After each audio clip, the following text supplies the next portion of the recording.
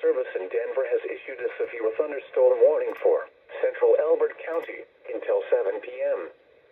At 6:15 p.m. Mountain Daylight Time, a severe thunderstorm was located 8 miles northwest of Simula, or 27 miles west of Lemon, moving east at 20 miles an hour. Hazard, 60 miles an hour wind gusts and half-dollar-size hail.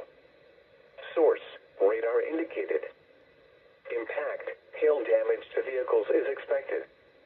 Expect wind damage to roofs, siding, and trees.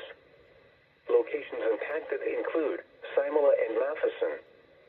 Seek shelter inside a well-built structure and stay away from windows. The storm is capable of producing damaging winds and large hail.